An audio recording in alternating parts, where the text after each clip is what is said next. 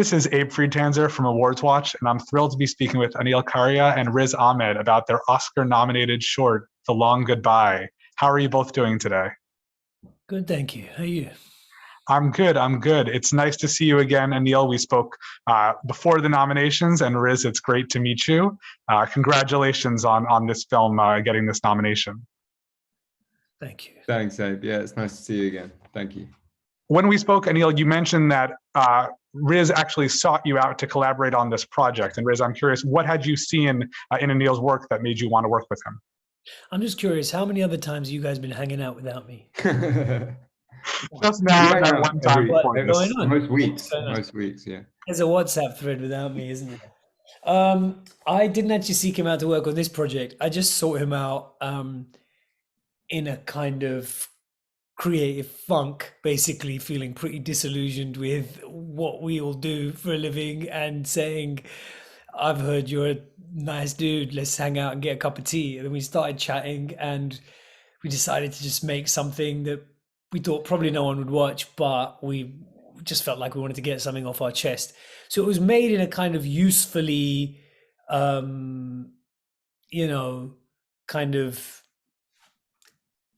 private kind of space. Do you know what I mean? We weren't sure what we were going to make. We were just talking about making something and doing it quickly, and very quickly our kind of subconscious bubbled up, and Aneil crafted something that's just such a roller coaster ride.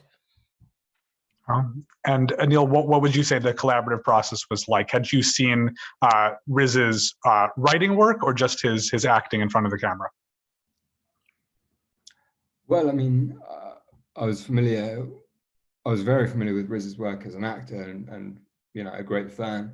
I was, I guess, familiar with his work as a writer and as a lyricist, and had always been very fond of that too.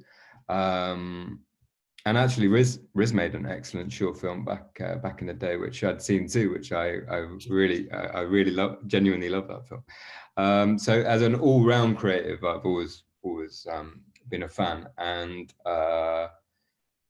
yeah, like Riz said, it was a really refreshing way to begin a creative process. Just kind of pressure off, sitting down, talking. Not so much kind of super methodical development process, more just a series of personal conversations,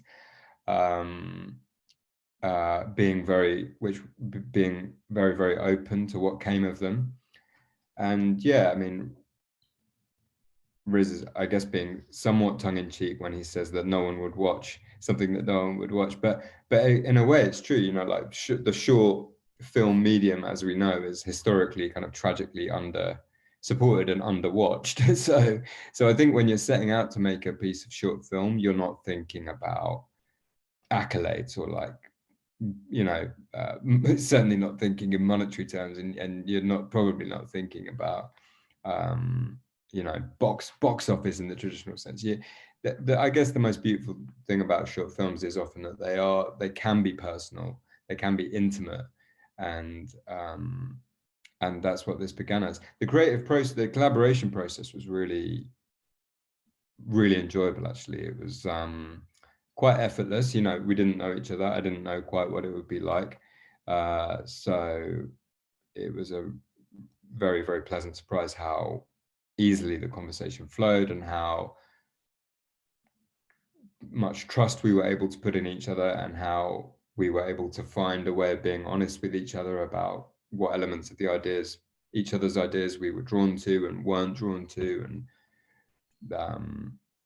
I think we developed quite a healthy dynamic. I think it's fair to say Riz's mind probably works at a slightly higher pace than mine, but then so Riz fires kind of multiple amazing kind of ideas at you. I have a low strike rate. I try and throw out 1,000 ideas, and of them, one of them will stick.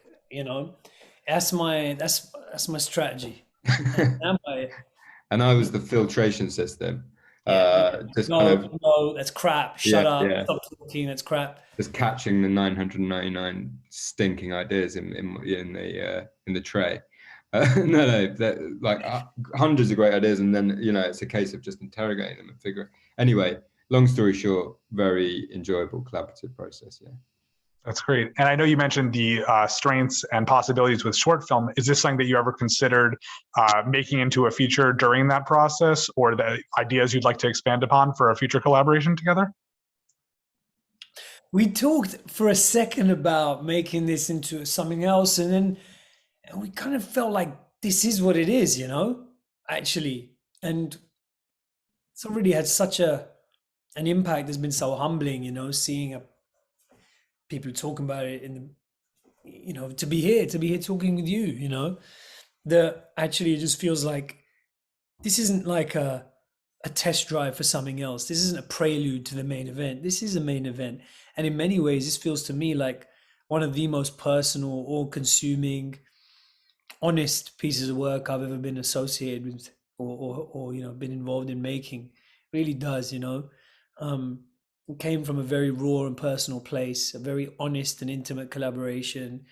And it's a snapshot of where we were at as two creatives at a certain point in time.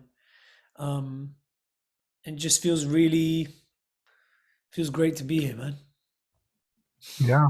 And Riz, I think this film reminds me a lot of two performances you've given in the past. And one of them is The Night Of, which I think deals with similar themes in a way, but looks at American discrimination and prejudices. How do you think those two roles are related? Yeah, it's interesting because I feel like, I don't feel like The Long Goodbye is about Britain per se, specifically. I think it's happening everywhere. And it's happened in the past. It's happening now, some places. And sadly, it'll happen in the future, So I think there's an element of kind of timelessness in the way that Aneil has created this parallel universe, this kind of heightened tone that we get into in the second and third acts, I think really underlines that sense in that this is everywhere at any time. And this could be you, this could be me. And it's been amazing to see people from, as I said, India to the Philippines to America to Russia kind of reaching out and saying, you've understood how we feel. So I hope it's kind of touching on something more universal, and certainly the response seems to suggest it has, which in a way is sad. In a way, it's a shame. You would make something like this, you don't want people to say like, man, that's how I feel. This is what's going on right now in my town, but it is. So yeah. Yeah, absolutely, I agree. And the other film is actually something which is completely the opposite, and that's Four Lions, which I obviously understand as a satire and is something I enjoy a lot. But I think it, like something like Borat, it's the kind of thing where if somebody watches it and they're ignorant, they see it as a, perpetuating stereotypes that are not correct. How do you look back on that film? Is that something that you're proud of, or do you think that it's something that might be problematic? Well, I thought Aneil did a fantastic job acting in Four Lions, in the role of Waj, and he's just lost a lot of weight and a lot of muscle and height since then. And I think it's a shame. I think he had the trappings of a leading man, once upon a time. You managed to kind of call me small, unmuscular, and one other thing as well. Well, I complimented you on your fictional performance in a film that you weren't in, so it's balancing out. With some real insults. That's true. Thank you. Yeah. In many ways, like this project, I think Four Lions is something you just feel really lucky to have been a part of. And he's really stayed with people and really stood the test of time. And I think it just goes to show, if you just kind of trust your collaborators and you're doing it for the right reasons, you sometimes stands a better chance of really connecting with people. So yeah, I just look back and feel gratitude to have been part of that. That's great. And can you talk about the decision to have this film available online on YouTube for free rather than some other release platform? Well, I think, Aneil's a socialist. yeah. I mean, yeah, that is kind of why, you know, we wanted to make that. I mean, you know, in a sense, in the sense that, you know, the most important thing with a film is for it to be seen, right? You know, and we live in an age now. I remember when I was first making my first short films, you know, it's very complicated. You couldn't, if you put it on online or in a public place, you'd immediately void yourself from like every festival or award, you know, or whatever it was going. So you had to kind of ride that circuit out before you could put it up and share it with kind of like anyone outside the kind of bubble of the festivals and things like that, before you could show it to your like cousin or or your mum or something. But, you know, I think what's great is now we live in a world where those two things can coexist, or you can do the festival circuit, you can enter it into awards and things, but you can just put it out there for the people. And I don't know, we wanted it to be seen and discussed, and we wanted to know what we'd made, in a sense. You know, it's really, it's such a surreal feeling when you make something like this. It comes from this kind of deeply personal place, like you're kind of excavating your deepest nightmares, but also kind of putting your own kind of emotional warmth and humor and things like that, hopefully, into it as well.